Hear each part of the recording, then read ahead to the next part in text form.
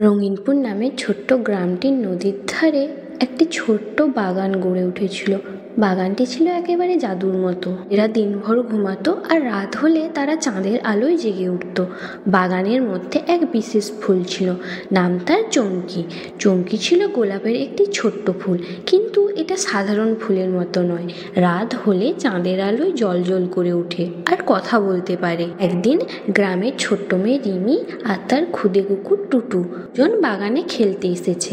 হঠাৎ তার চোখে ঝলমল করে ওঠা এক আলো পড়ল। রিমি অবাক হয়ে দেখল এক গোলাপের ফুল যেন নিজেই হেসে উঠছে। চমকি বলল, হ্যালো রিমি, তুমি কি আমার সঙ্গে গল্প করতে চাও? রিমি চমকে বলল, ও তুমি কি সত্যি কথা বলতে পারো? চমকি হেসে বলল, হ্যাঁ, রাত হলে আমরা ফুলেরা কথা বলি। কিন্তু তুমি কি জানতে চাও বাগানের রহস্যটা? রিমি উত্তেজিত হয়ে বসে পড়ল।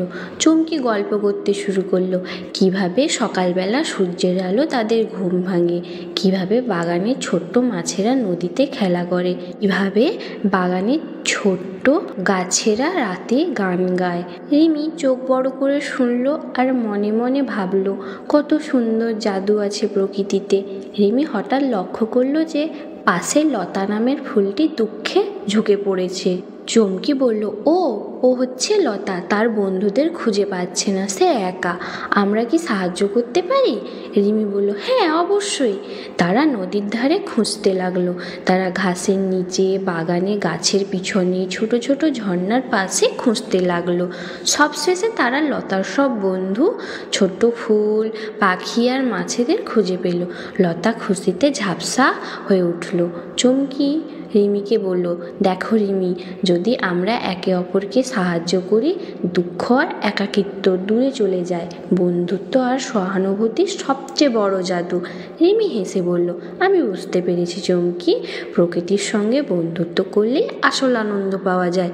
চমকি আরও বলল, আমাদের বাগান শুধু ফুলের জন্য নয়, সবাইকে আনন্দ দেওয়ার জন্য। প্রতিটি ফুল, প্রতিটি গাছ আর নদীর ছোট্ট ছোট্ট প্রতিটি মাছ, সবাই একে অপরের সঙ্গে বন্ধুত্ব করে। তুমি চাইলে